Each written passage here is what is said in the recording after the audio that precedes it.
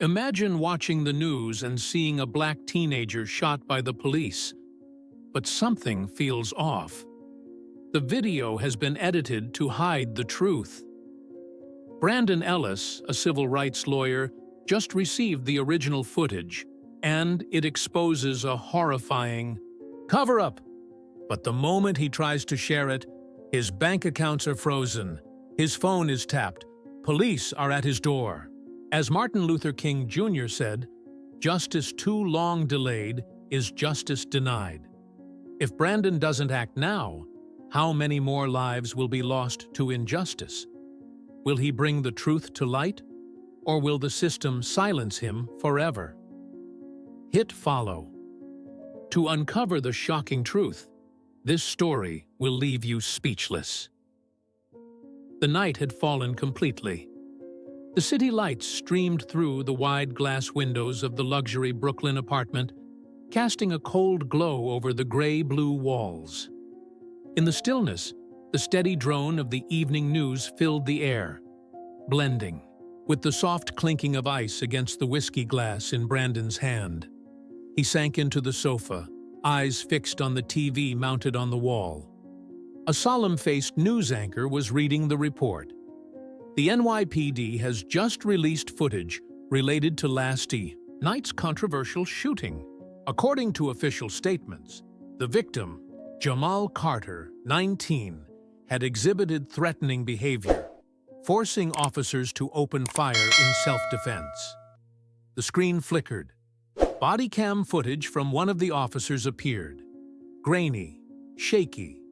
Jamal stood in a narrow alleyway, the harsh glow of a street lamp cutting sharp angles across his face. His gray hoodie was pulled up, hands buried deep in his pockets. 3 officers advanced toward him, their voices sharp, commanding. "Hands up! Now!" Jamal took a step back, hesitation in his movements. The tension in the air was suffocating. Then, suddenly, he pulled his hand from his pocket. A glint of metal flashed. 3 gunshots rang out. The screen went black. When the image returned, Jamal lay motionless on the pavement, blood pooling beneath him in a deep crimson stain. The broadcast cut to a live press conference. At the podium, NYPD Commissioner Richard Calloway sat upright, his voice steady, firm. They did their duty to protect the community.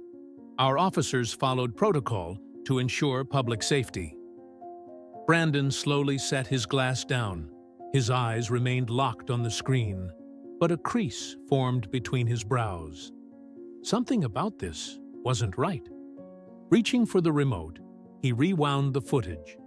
Once, then again. That moment, when Jamal pulled his hand out, Brandon paused. The video, the flash of metal. But when he slowed the playback, the image sharpened. Not a gun, a car key. His breath caught. A cold chill ran down his spine. He had seen hundreds of these videos, countless cases of police violence. But for the first time, Brandon realized he held proof, evidence that could bring an entire system crashing down, if he lived long enough to reveal it. It was late. New York City lay in silence, broken only by the flickering neon lights on skyscrapers and the distant wail of a siren. Inside Brandon Ellis's law office, the only glow came from his laptop screen, casting sharp shadows on his tense face. The small office was a mess, papers strewn across the desk, thick case files stacked haphazardly. Heavy law books lined the shelves, useless in a moment like this. The lingering taste of whiskey from his unfinished drink earlier still clung to his tongue, but his mind was terrifyingly clear. He played the police footage again. Jamal falling, over and over on the screen. The car key, the fear in his eyes, the gunshots, all of it buried beneath layers of lies. Brandon clenched his fist. A sudden notification broke the silence. A message flashed on his laptop from an unknown number. "Watch this." Let them see the truth. He froze. A file appeared beneath the message. His instincts screamed at him to be cautious. It could be a trap. But what if it wasn't? Brandon stared at the screen for a long moment before finally clicking on the file. The video opened. Same alley, same Jamal, same 3 officers. But this time, no shaky footage, no cuts. Brandon's fingers tensed against the keyboard as he watched, second by second. Jamal stood there, no weapon. His hands were raised, palms open, a desperate surrender. His voice cracked as he pleaded, "I don't have anything. Please." 3 shots rang. Out. Jamal collapsed. No struggle, no threat, no weapon, just an execution. Brandon sank back into his chair, eyes wide, breath unsteady. The room felt suffocating, as if unseen hands were tightening around his throat. His vision blurred at the edges, but the images from the video burned into his mind. Outside his window, New York still glittered. Life went on. People laughed, worked, slept, while Jamal Carter was dead. And the system kept turning, untouched, unchanged. Brandon clenched his jaw. This wasn't just a wrongful killing. This was a declaration of war, and he couldn't stay silent any longer. The rain had stopped at dawn, but puddles still clung to the sidewalks of Harlem, reflecting the dull gray sky, a somber reminder of wounds that had yet to heal. The morning air carried a slight chill, but Brandon hardly noticed. His old car rolled slowly down the empty street, windshield wipers dragging lazily across the grime left behind by the storm. He pulled up in front of a worn-down apartment building, killed the engine, but didn't step out right away. Instead, his gaze locked onto the rearview mirror. That black car. It had been following him all the way from Manhattan. Brandon gripped the steering wheel tighter, inhaling deeply. Maybe it was just a coincidence. But after everything he'd seen, everything he knew, coincidence was no longer a luxury he could afford. Pushing the thought aside, he opened the door and stepped out. The building's front entrance groaned in protest as he pushed it open. Inside, the hallway was dim, the weak glow of flickering fluorescent bulbs barely cutting through the gloom. The walls were peeling, stained with damp patches, the air thick with the scent of stale food and moisture. Apartment 207. Brandon knocked 3 times, firm and steady. A faint rustling came from inside, followed by a wary voice. "Who is it?" "Brandon Ellis. I'm an attorney. I need to talk to you about Jamal." Silence. He could hear a quiet breath through the door. Then, slowly, it creaked open, revealing a thin woman with graying curls and deep, sleepless hollows beneath her eyes. "Come in." The apartment was small, cramped, but meticulously kept. Family photos lined the walls. Jamal as a child, Jamal at his high school graduation, Jamal beaming beside his mother. Mrs. Carter lowered herself into a chair, staring distantly at the images that had outlived her son. "I knew you'd come," she said, before Brandon could speak. "But tell me, what can you possibly do?" "He's already dead." Brandon exhaled, reached into his pocket, and set a small USB drive on the table. "You need to see this." Her gaze flickered to the drive, her hands trembling slightly, but she didn't reach for it. "I don't need to see it. I already know what they did to my son. The police, the media, the government, they're all liars." Her fist slammed against the table. For the first time since meeting her, Brandon saw the raw fury burning beneath the exhaustion. "My boy wasn't a killer. He wasn't a criminal. He was just a kid. A kid who didn't deserve to die like that. Brandon clenched his fists. "You're right," he said, voice firm. "I've seen the real footage. Jamal had no weapon. He had his hands in the air, surrendering. And they shot him anyway." A heavy silence filled the room. Mrs. Carter stared at him, searching his face, as if needing to be certain she hadn't misheard. "You have proof?" "I do." Tears welled in her eyes, but not from grief. It was something else. Something had died in her the day Jamal was killed, and now it was clawing its way back to life. "They can bury the truth all they want," Brandon said, his voice unwavering, his eyes burning with defiance. "But I won't let them do it again. I'm going to expose this. I'm going to make sure the world knows how Jamal Carter died." Mrs. Carter didn't speak, but her hands tightened together as if bracing for the storm. Outside the window, the 82 black car was still there. Brandon didn't need to check. He already knew they were watching, and this fight was only just beginning. That afternoon, the sky over New York was eerily overcast. The towering skyscrapers of Manhattan's financial district cast long shadows over the rain-slicked streets, draping the city in a heavy, oppressive veil. The sidewalks were still alive, with hurried footsteps, expensive suits, urgent phone calls.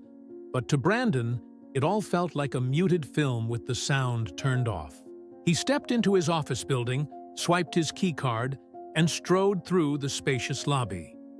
Everything seemed normal, at least on the surface. The receptionist still smiled as he walked by.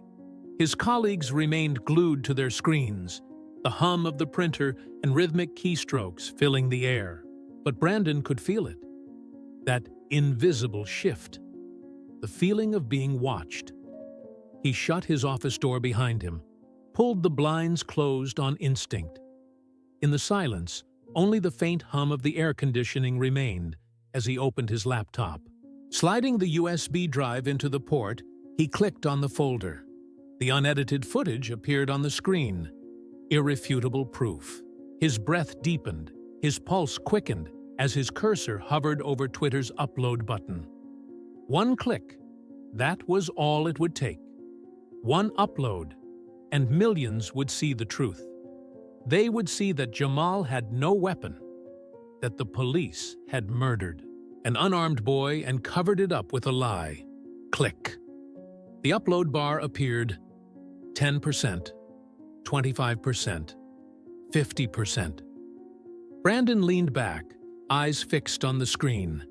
His fingers curled into fists, as if gripping onto control over what was unfolding in front of him. 75%, 90%. Then, suddenly, the screen flickered. A red message appeared.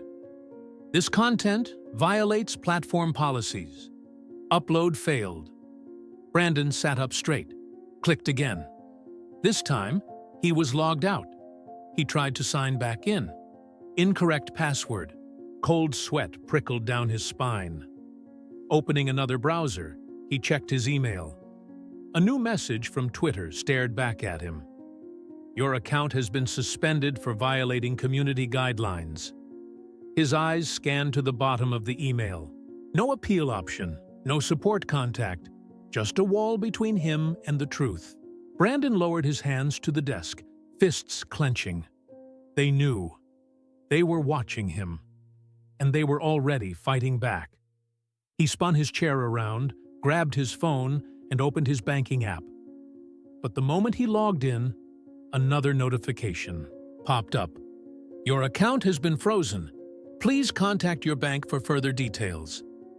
His chest tightened. He tried another account. Blocked. His phone buzzed. Unknown number. Brandon stared at the screen for a second before answering. He said nothing. Silence.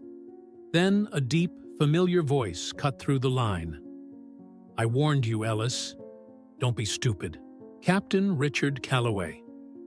Brandon shut his eyes for a second, forcing himself to stay calm. You must have a lot of free time, Calloway. Calling me like this? A low chuckle. Not one of amusement. One of a man who knew he held all the cards. Ellis, let me save you some trouble. You know what we're capable of. And I know you're smart enough to see it. Brandon's gaze drifted to the window, scanning the street below. How many of them were out there? Capable of what? He asked, voice cold. The same thing you did to Jamal Carter. That kid was an accident, Calloway replied, completely unfazed. But you, Ellis, you're a problem, and we're more than ready to solve it. Brandon's grip tightened on the phone. Solve it? He let out a humorless laugh. Please, Calloway. You wiped the scene clean, edited the footage, silenced the BD press. You really think it ends there? I have the proof. And I won't stay quiet.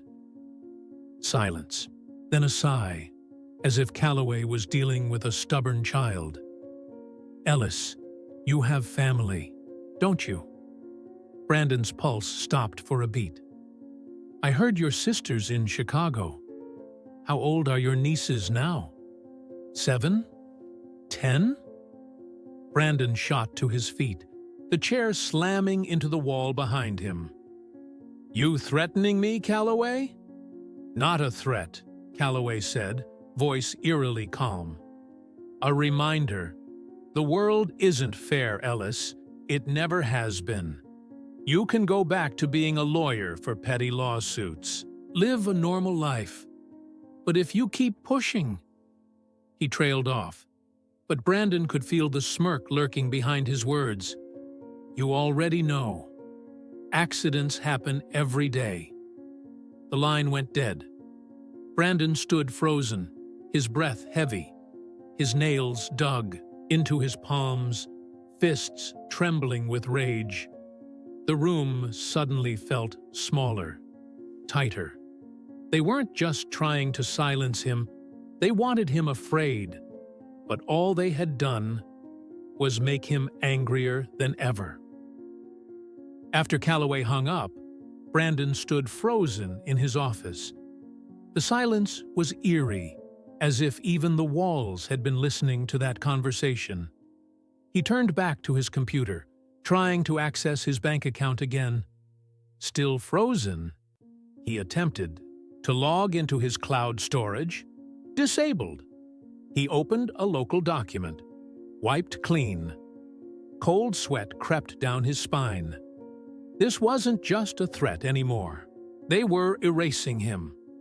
Brandon grabbed his phone and dialed a journalist he trusted, Mike Henderson, an investigative reporter known for exposing police corruption. Mike, it's me.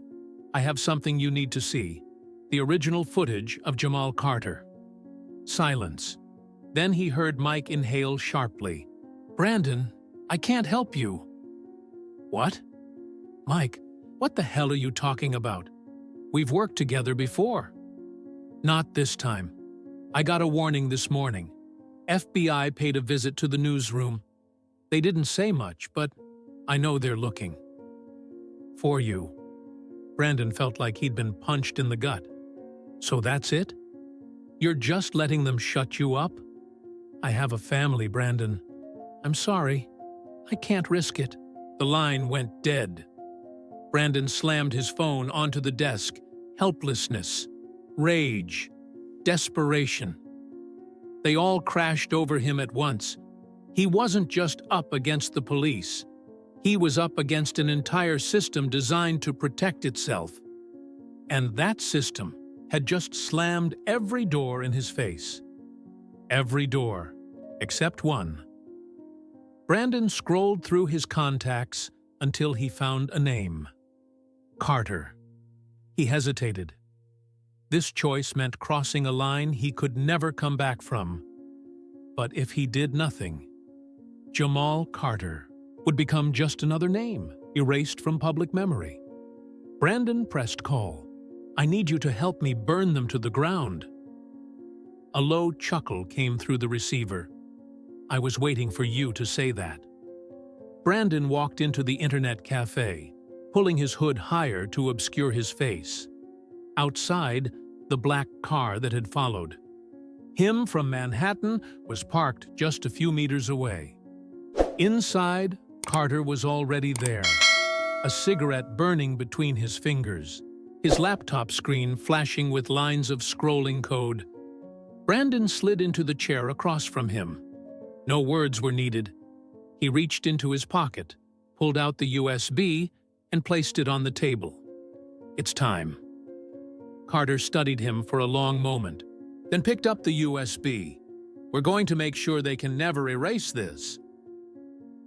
Rain still drizzled as Brandon stepped out of the internet cafe. The wind carried a biting chill through his thin jacket. But what sent a shiver down his spine wasn't the weather. It was the feeling of a storm brewing. Not in the sky, but in the hearts of the people. Beside him, Carter was glued to his phone, his lips curling into a smirk. "You won't believe this. 2 minutes, and it's already got over 30,000 shares." Brandon took a deep breath. The suffocating weight of the past few days, the threats, the erasure, the fear, was beginning to lift. But in its place, a new kind of dread crept in. "They won't let this slide," he muttered, scanning the street. "The moment they see an opening, they'll strike back." Carter chuckled, the kind of laugh that came from a man far too familiar with the game they were playing. Their system is out in the open now. This isn't some buried news article or a tweet they can censor. This is everywhere. He held up his phone, where the headlines were multiplying by the second. "Leaked video exposes police killing of unarmed man. Was the truth covered up?" NYPD accused of doctoring evidence to protect officers. New York officials in crisis. Who will be held accountable? Justice for Jamal was now the one trending topic worldwide. Brandon clenched his fists. He should have felt relief. But he knew the fight wasn't over. And then, as if on cue, his phone vibrated. Unknown number. He glanced at Carter before answering. Brandon Ellis. A brief silence. Then a voice came through. No longer calm, no longer veiled in polite threats. This time, it was cold, seething with rage. "You just signed your own death sentence." Brandon didn't need to ask who it was. Calloway. 30 minutes later, New York was no longer quiet. From Harlem to the Bronx, from Brooklyn to Manhattan, thousands of people flooded the streets. Signs reading, "Justice for Jamal," rose above the AB Fakbir. Crowds, chants of NYPD are murderers, echoed through the avenues. Brandon stood on the second floor of an old building, looking down at the sea of people. Strangers to him, but united in one cause, the truth. Below, the police had arrived, lined up in formation. Riot gear, shields, batons. They were prepared for war. But the only enemy in front of them was the people demanding justice for a murdered boy. Brandon turned to Carter, his voice low. "We did it. But it's not enough." Carter frowned. "What more do you want? The video is out. Everyone knows the truth." Brandon's grip tightened. "We need Calloway gone. Not just him, but the entire system that protected him." Carter exhaled, taking a slow drag of his cigarette. "To kill the beast, you have to cut off its head." Then, a knowing smirk. "And I think I know how." Brandon waited. Carter held up his phone. A document glowed on the screen. An internal NYPD file. "This is what I pulled while uploading the video," he said, tilting the screen toward Brandon. "A classified file straight from the NYPD database. You know what's inside? A list of every cover-up from the last 5 years." Brandon's pulse pounded in his ears. "If we release this, This won't just be a scandal. Carter nodded. It'll be a revolution. New York hadn't fully returned to normal after the storm of protests. The remnants of a night filled with unrest were still etched into the streets. Discarded protest signs, toppled police barricades, the red and blue flashes of patrol cars, still sweeping across the night sky. Brandon drove down an empty road, his grip on the wheel tight. Calloway's call had come just as he and Carter were preparing to release the classified NYPD files. A request for a private meeting, a peace offering, or a final warning. Brandon didn't trust Calloway, but he also knew he had no choice. If Calloway was reaching out, it meant he was starting to feel the walls closing in. He pulled into the parking lot of an upscale restaurant in Midtown. This wasn't the kind of place where conversations like this were meant to happen. It was too polished, too opulent, a stark contrast to the dirty truth about to be discussed. Inside, the staff didn't ask any questions. They led him straight to a secluded corner table in the back. The restaurant gleamed under crystal chandeliers, smooth jazz drifting through the air. But here, where Calloway sat waiting, the atmosphere was thick, suffocating, as if time itself had stopped. On the table, 2 glasses of red wine. One had been touched. The other was for him. Brandon pulled out a chair and sat, but didn't touch the glass. His gaze locked onto Calloway. "You've made quite a mess for me, Ellis." Calloway's voice was steady as he took another sip of wine. He still carried that same calm arrogance, but in his ice-blue eyes there was something else. Impatience. A hint of lost control. "You were the one who called me," Brandon said flatly. "So, go on. I'm listening." Calloway exhaled, setting his glass down. He leaned back, hands resting on the arms of his chair, studying Brandon like a final assessment before a verdict. "We both know how this game works. You might hate me, but I'm not the problem. I'm just a piece of a system that will continue to exist, no matter what you do." Brandon smirked. "Is that so? You don't sound too confident about that. If the system is so untouchable, why are you here? Why are you trying to negotiate with me?" For the first time, Calloway didn't answer. Right away, he tilted his head slightly, fingers tapping a slow rhythm against the table. "I have a proposal." Brandon leaned back, arms crossed. "I'm guessing this isn't just a friendly dinner." Calloway let out a humorless chuckle. "I'll give you an arrest. One officer will take the fall, a sacrificial pawn. We'll release the unedited footage, claim it was a mistake, an individual's poor judgment that doesn't reflect the organization. Jamal Carter gets justice. His family gets a settlement. The media gets their story." Brandon studied him. His voice was slow, deliberate. "And in return?" Calloway swirled his wine glass, watching the deep red liquid catch the light. "You walk away from this. You let it end here." The space between them seemed to shrink.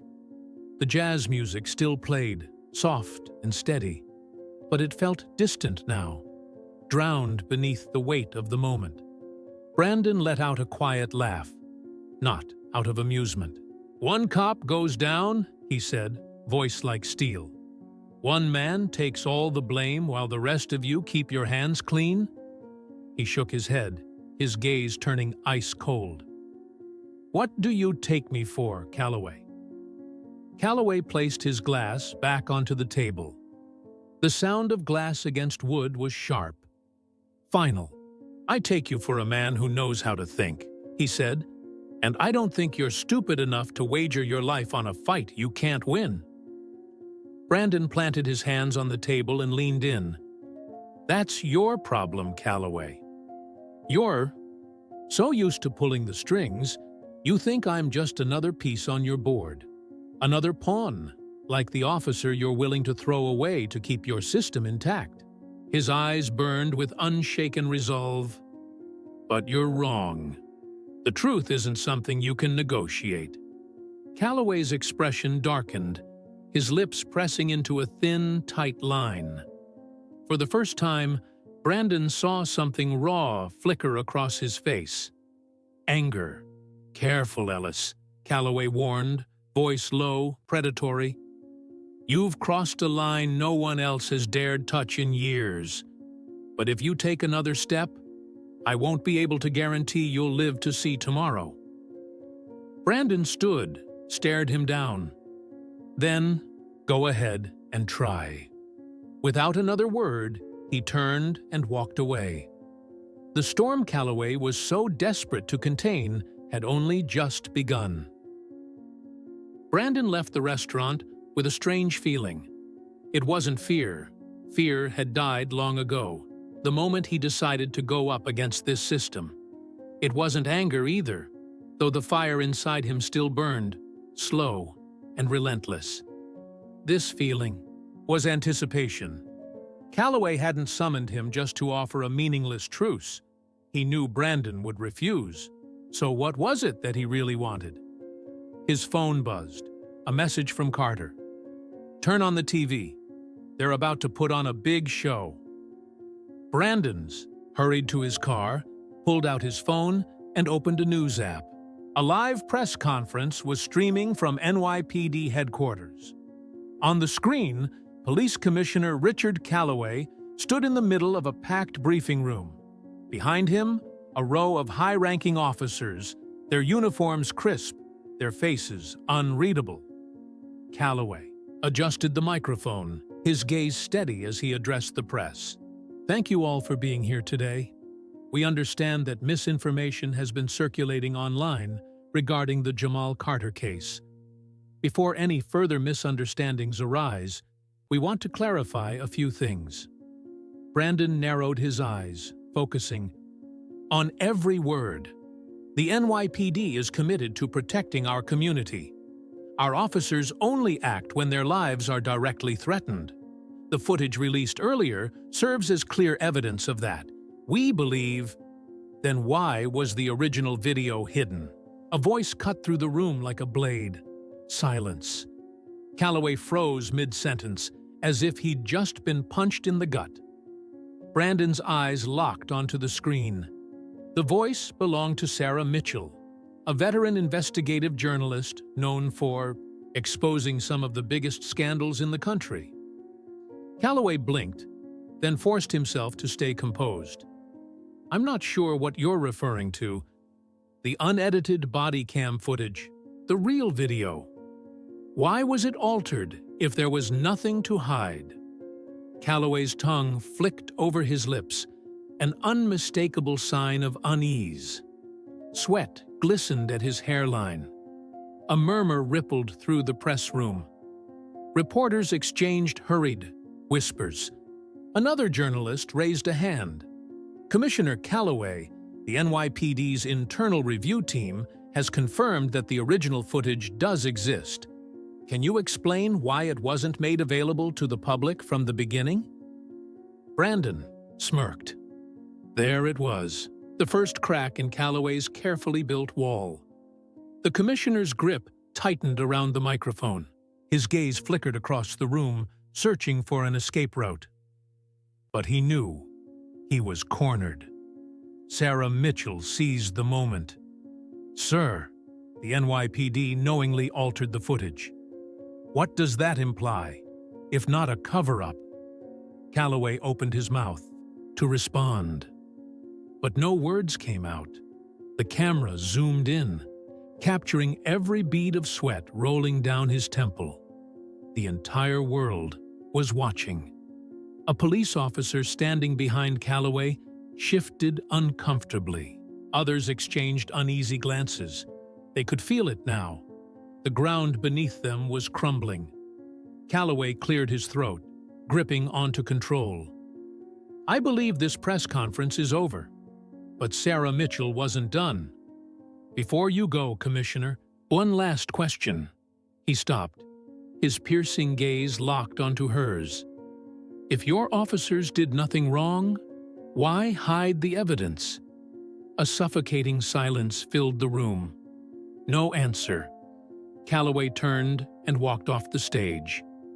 What he didn't realize? That image of him retreating would be the moment that destroyed his career. Calloway's press conference collapsed into chaos. Within hours, the nation's biggest news networks were replaying the moment he had frozen under Sarah Mitchell's question. If you believe your officers acted lawfully, why hide the evidence? That single sentence ignited like a match thrown into a powder keg. The footage of Calloway's hesitation, the flicker of panic in the officers behind him, it all became a symbol of a system cracking under its own weight. Brandon knew this was the moment. They couldn't stop now. If they gave the system even a second to recover, it would twist the narrative, throw a few scapegoats into the fire, and bury the truth once again. But if they kept the pressure on, if they turned this outrage into real action, justice would not be delayed, this time. Outside NYPD headquarters, 4:30 p.m. New York held its breath before the storm. Thousands had gathered outside police headquarters. The crowd spilled over into the streets, filling the square with signs raised high. Justice for Jamal. We want the truth. Police are not judges. This was no longer just a protest. This was a declaration. It was no longer a handful of activists or scattered op-eds in the media. This was an entire city rising up, demanding justice that had been stolen from them for too long. Brandon stood at the edge of the makeshift stage, an old truck repurposed into a podium with speakers wired and ready. From here, he could see the ocean of people before him. Thousands of eyes locked onto him, filled with anger, grief, and unshakable determination. Beside him, Carter held his phone tight, scanning the live feeds. He leaned in. If you're gonna do this, now's the time. The media's live. The whole country is watching. Brandon gave a single nod. He took a breath, stepped forward, and raised the mic. The chants quieted. Every person in the square held their breath, waiting. Today, we stand here not just for Jamal Carter. His voice rang out, steady and strong. Today, we stand for every Jamal Carter, for every life taken without justice, for every family abandoned without answers. He looked over the crowd, locking eyes with faces from every walk of life. Elders, parents, young men and women, all carrying the same fire in their gaze. The police are not judges. They don't get to decide who lives and who dies. And when they commit crimes, they should be held accountable, just like anyone else. We have seen too many lies, too many deaths swept under the rug, too many killers, wearing badges protected by a system that refuses to hold them responsible. And if we do nothing, how many more will die? The question ripped through the square. Then, the crowd erupted. Justice for Jamal. Justice for Jamal. The chant rolled like thunder, crashing against the walls of the city. Carter turned to Brandon, smirking. We just ruined their night. The largest news networks in the country were broadcasting this moment live. They couldn't ignore it. No one could. Justice for Jamal was now the one trending topic worldwide. But this wasn't just social media anymore. This was an uprising. Politicians began speaking out. Human rights organizations issued statements of support. The pressure on New York officials was reaching a breaking point. Brandon stepped down from the podium, but he knew this fight was far from over. Calloway had been exposed. The NYPD had lost control of the narrative, but the system wouldn't fall so easily. And Brandon knew they wouldn't go down without a fight. His phone buzzed. Unknown. Number, a single text. You've crossed a line you shouldn't have. Watch your back. Brandon lowered the phone, scanning the crowd. And then he saw him. A man in a black suit, standing completely still amidst the shifting sea of people. Watching him. A second later, he was gone. Brandon inhaled deeply. The storm wasn't over. It was just beginning. Justice doesn't come freely. It isn't granted by those in power. It is taken by those willing to stand, to fight, to demand the truth. Today, they had exposed a lie. A life had been stolen. A system had tried to cover it up. But the truth was out. And now, it was in their hands. Thank you for standing with us. This isn't just a story. This is a call to action. Justice belongs to all of us. See you in the next fight.